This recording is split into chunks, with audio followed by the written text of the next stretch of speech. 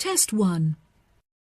You will hear a number of different recordings and you will have to answer questions on what you hear. There will be time for you to read the instructions and questions, and you will have a chance to check your work. All the recordings will be played once only. The test is in 4 sections. At the end of the test, you will be given 10 minutes to transfer your answers to an answer sheet. Now turn to Section 1. Section 1. You will hear a man phoning to inquire about hotel information. First, you have some time to look at questions 1 to 4.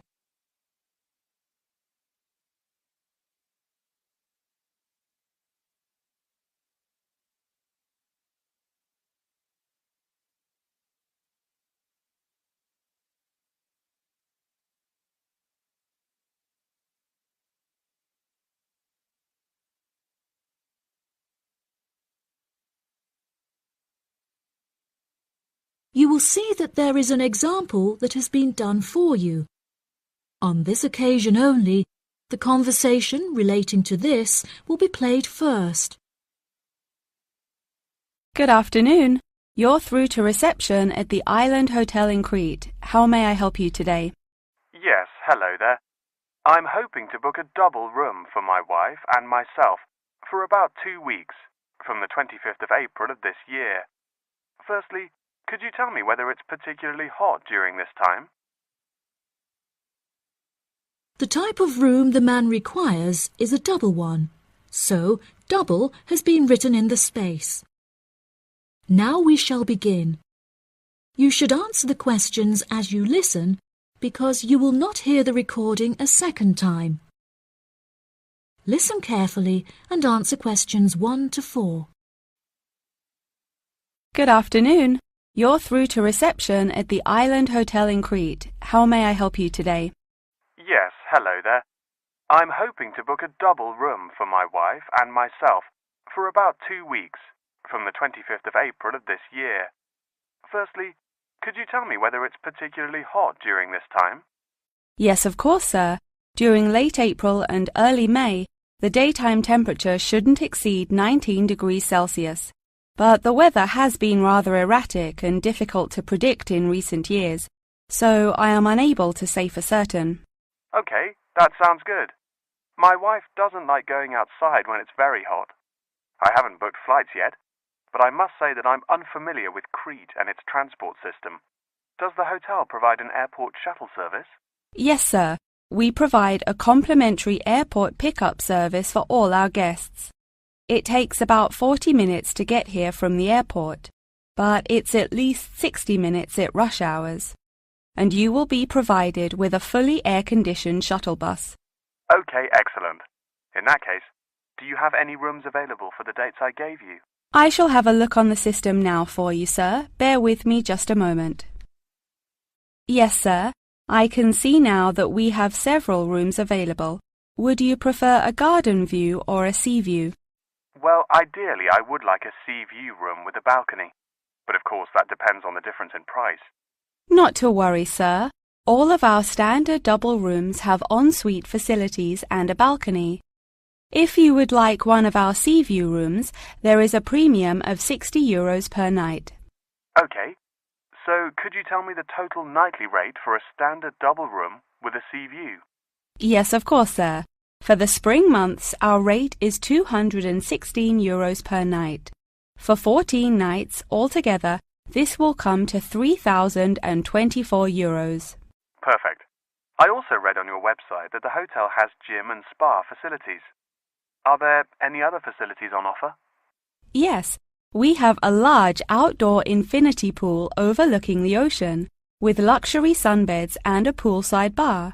We also have 3 full-size tennis courts, where we run a popular doubles tournament, with the winner receiving 2 all-inclusive spa day vouchers.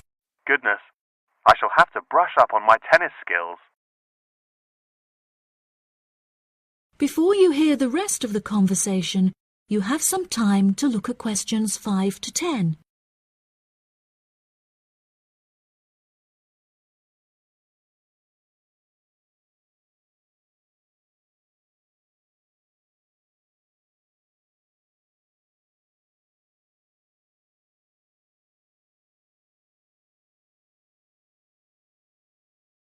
Now listen and answer questions 5 to 10. Are there any other activities organised by the hotel that we can partake in? It's just that it's our wedding anniversary on the 30th of June, and I would like to provide my wife with a perfect romantic getaway. I can assure you, sir, that your wife won't be disappointed. Ours is a 5-star resort, which is renowned for its luxury and beauty. In terms of activities, the hotel provides thrice-weekly entertainment. On Tuesdays, guests will take a minibus and partake in learning to cook succulent fish dishes with our Michelin-starred chef Enrique. The class will take place in a beautiful valley deep in the Cretan hills, where guests will be treated to an intimate piano performance by our in-house concert pianist Pedro. On Wednesdays, a select number of guests will be fortunate enough to explore the mountains by helicopter, before being transported to a tropical Cretan garden by shuttle bus.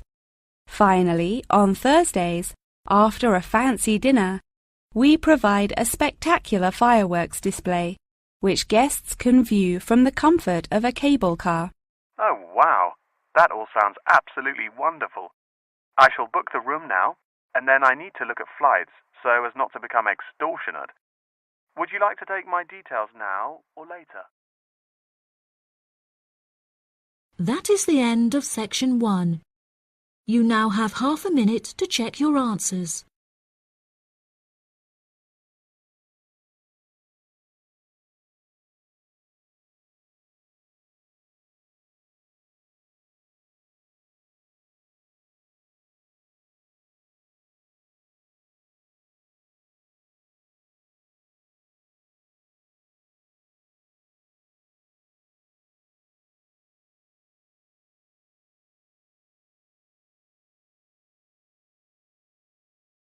Now turn to section 2.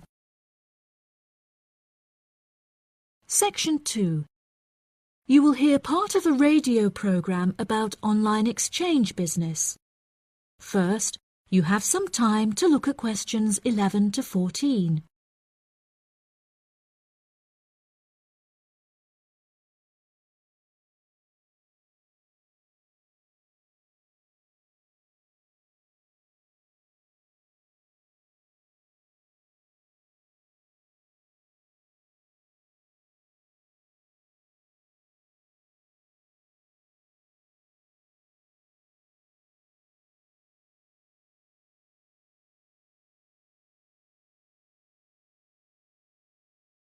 Now listen carefully and answer questions 11 to 14. Barter Online UK is a young, up-and-coming website in the United Kingdom where users can buy new and used goods. However, instead of paying with money, registered users instead exchange their purchase for an item of similar value. This part is perhaps the most complicated, as the registered users themselves must mutually decide on an appropriate value, with value either being the recommended retail price, RRP, or simply how much they believe the item to be worth. The website has been founded by a group of 4 friends in the north of England. Originally, they exchanged their belongings among family members. They frequently found themselves swapping their belongings when they no longer had any use for them. They live by the motto, "One person's trash is another person's treasure," and hate to throw things away. As more and more people caught wind of the idea and wanted to participate in the exchanges, the group decided that the idea had the potential to become a successful business venture, and so it did. Barter Online UK is a start-up online business, which took 3 months to set up, and has now been running for around half a year. Despite only being founded a short time ago, the website has already garnered about 1,500 registered users, with 500 more than expected, a huge achievement for the founders. Some of the users are registered in the United Kingdom and Canada, with the majority from the Republic of Ireland. In order to become a registered member, users must first fill in their personal details, followed by their credit or debit card details, which will be used to take payment of a monthly fee of £5. As long as this fee is paid, users will be able to perform an unlimited number of online exchanges. Before you hear the rest of the programme, you have some time to look at questions 15 to 20.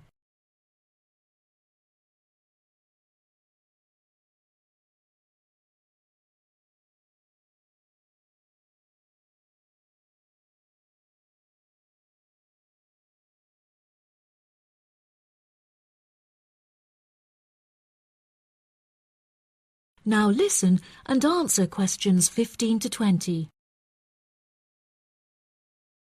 A multitude of items are sold on the website, such as textbooks, soft toys and tools. However, books for children and computer games are by far selected most. The exchange process itself is not as complicated as it might seem. Users can enter their preferences for what they would like to receive, and also explicitly state what they would like to give away, and the website will automatically pair up suitable users. If, however, a user doesn't want to give anything away, but would simply like to buy something, Barter Online UK does support a secure online payment system, where users can perform a normal monetary transaction.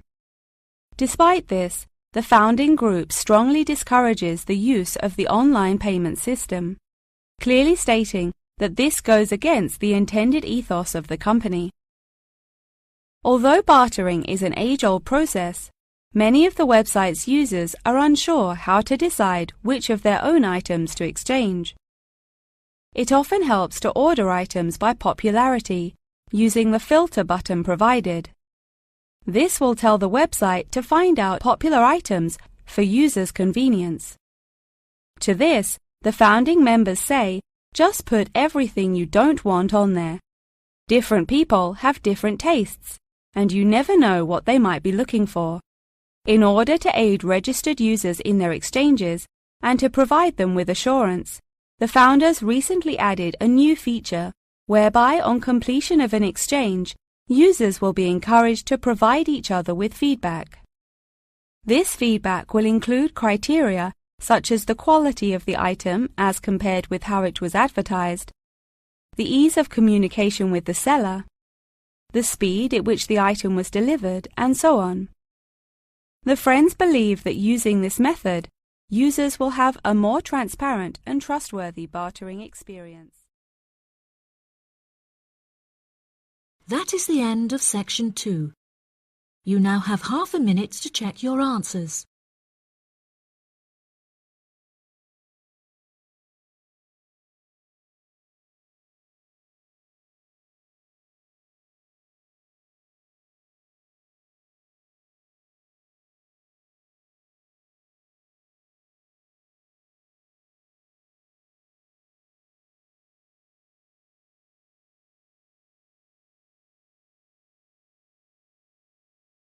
Now turn to section 3.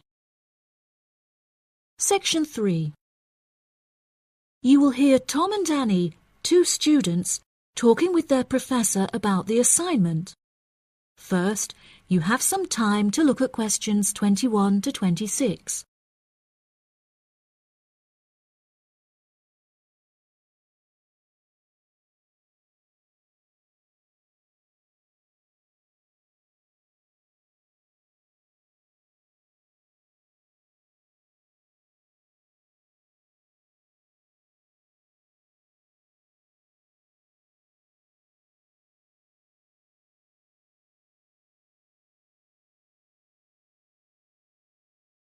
Now listen carefully and answer questions 21 to 26. Professor Tomlinson, may Annie and I please quickly ask you a few questions about the reflective journal assignment? It's just that we're a bit confused as to what you want us to include and discuss. Yes, of course. What are you having trouble with? Well, everything really. To start with, what should be included first in the reflective journal? Perhaps suggestions from others? No. Firstly, you should include the study goals you set yourself at the beginning of the module. This section should have been discussed in some detail towards the beginning of the course by Professor May. You should be able to find her suggestions on the slides she has provided the class online. OK, thank you, Professor. Could I also trouble you to take a brief look at my bibliography and footnotes? I feel like they're missing something. Most of our friends' bibliographies are longer. Well, looking at this, Annie, I can see that you have used a wide range of resources, which shows that you have made effective use of communication technology. As far as I can tell, you need not make any changes to this, although you might want to double-check that your referencing complies with the Harvard Referencing Style regulations. Oh, I'm very surprised you've said that. Thank you. Now I can set my mind at ease. Tom, you said you wanted to ask the professor about the achievement section. Ah, yes, Professor. In the assignment guidelines, we're asked to introduce and elaborate on our biggest achievement in the past, saying which skills we learned in the process and how these skills can be transferred to various different future careers. The only problem is that I don't know what my greatest achievement actually is. I've only ever worked as a waiter in a hotel restaurant during the summer holidays from university. If you worked as a waiter in a hotel restaurant, you're bound to have worked with other waiters as part of a team. Would you say that during your time as a waiter, you developed any leadership skills? Yes, well, I suppose I was asked to become the team leader of the food and beverage department, but that's hardly an achievement. You might not think so, but if you write that you were offered the position of the team leader, it shows a lot more about your character. For example, that you're charismatic and work well in a high-pressure situation. I never would have thought to write that down. Thank you. I guess I should start listening to others more often. Annie, do you have any more questions, or are you ready to go back to the library? Yeah, I think I've got everything I need. Thank you very much, Professor Tomlinson. That was really helpful. I'm actually starting to look forward to writing this now, and it should be a really useful exercise to prepare us for writing CVs and applying for jobs. It's shocking how bad I am at identifying my strengths and weaknesses. Professor Tomlinson has shown me that I definitely need to start displaying some self-awareness. Yeah, Tom, you really do. You're always so modest. Modesty is great until it comes to applying for jobs. Before you hear the rest of the conversation, you have some time to look at questions 27 to 30.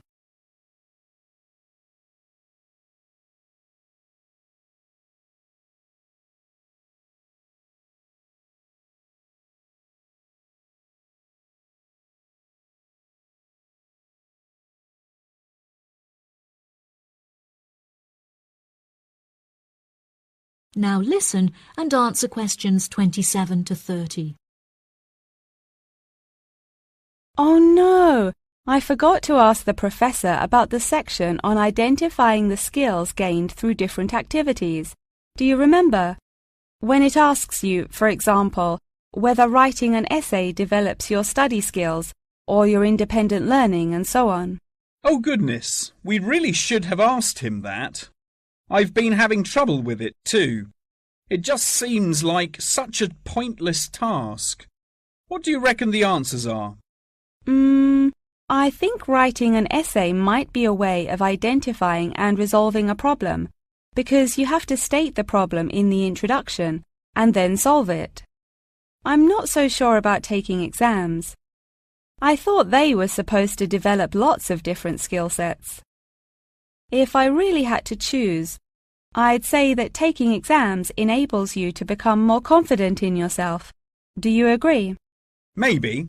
I really don't know either. What do you think about the last two? Making class notes and presentation notes? Oh, it's so difficult. I think making class notes has to be a way of becoming a more independent learner, because you yourself decide what the important information is and learn it. That reminds me, I find taking presentation notes is a disaster. The professors speak much too quickly, and I write much too slowly. That is the end of section 3. You now have half a minute to check your answers.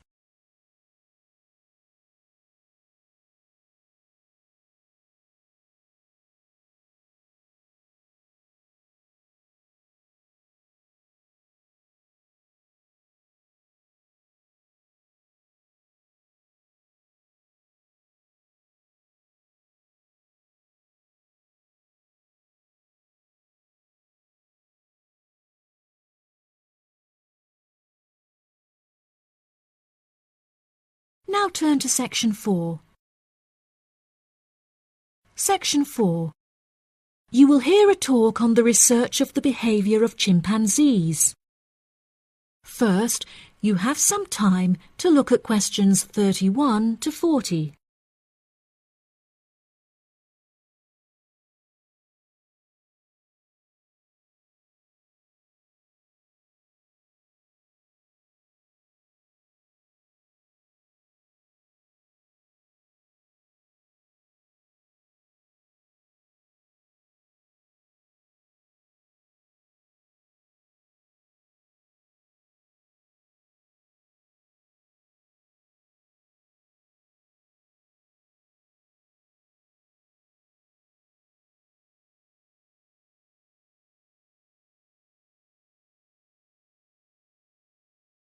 Now listen carefully and answer questions 31 to 40.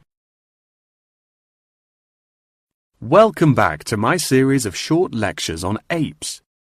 Today we will examine recent and historical breakthroughs on the behavior of chimpanzees, otherwise known as chimps. The word chimpanzee is an umbrella term for two different species of apes in the genus Pan, which are the common chimpanzee or Pan troglodytes found in West and Central Africa, and the bonobo, or Pan paniscus, which are found in the forests of the Democratic Republic of the Congo. Chimpanzees belong to the Hominidae family, together with gorillas, orangutans, and indeed humans. Current research tells us that the chimps broke away from the human branch of the Hominidae family approximately 6 million years ago, and remain the closest living relative to humans to this day. More modern researches into chimpanzees have centered on their behavioral characteristics, once all biological and genetic factors have been ruled out. In this way, scientists have unearthed an unfathomable amount of similarities between human and chimpanzee behavior. Although much of this research has taken place through observation of captive chimps, the results are widely seen as an authoritative reflection of chimps living in the wild. Chimps live in large so-called communities comprised of many male and female members, with the social hierarchy determined by an individual chimp's position and influence. Through such research, scientists have found that chimps learn and adapt through observation of others' behavior. Once in power, the alpha male is often seen to alter its body language in order to retain power. For example, he might puff himself up in order to intimidate others, while lower-ranking chimps are noted to behave more submissively and holding out their hands while grunting. Female chimpanzees also have a distinct social hierarchy, with high social standing inherited by children. It is not unheard of for dominant females within a community to unite and overthrow the alpha male, backing another in his place.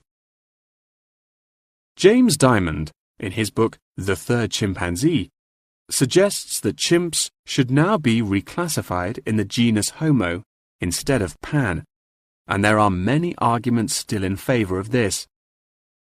Male common chimpanzees are, on average, 1.7 meters in height, weighing 70 kilograms, with their female counterparts being somewhat smaller. By comparison, the bonobo is slightly shorter and lighter, but with longer arms and legs. However, both species walk on all fours and climb trees with great ease. Jane Goodall made a groundbreaking discovery in 1960 when she observed the use of tools among chimpanzees, including digging for termites with large sticks.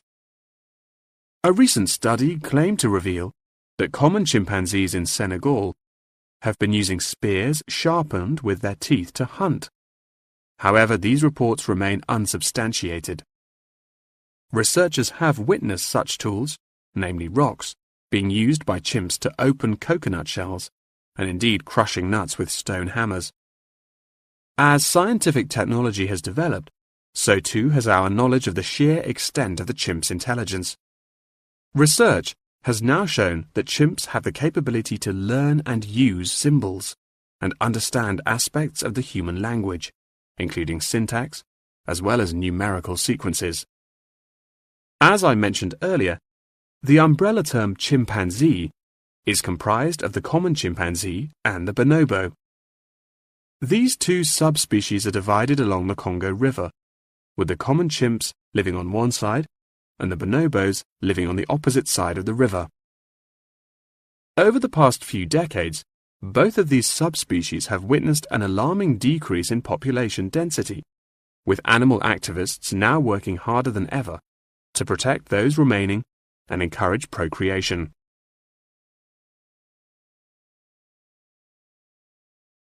In addition, next week's episode will focus more closely on how chimpanzees in captivity are able to learn things through imitating the behavior of humans, as well as how chimpanzees' behaviors have developed over many generations. Thank you very much for attending this evening's lecture. I hope you found it intellectually stimulating, and I look forward to seeing you again next week. Good night. That is the end of section 4. You now have half a minute to check your answers.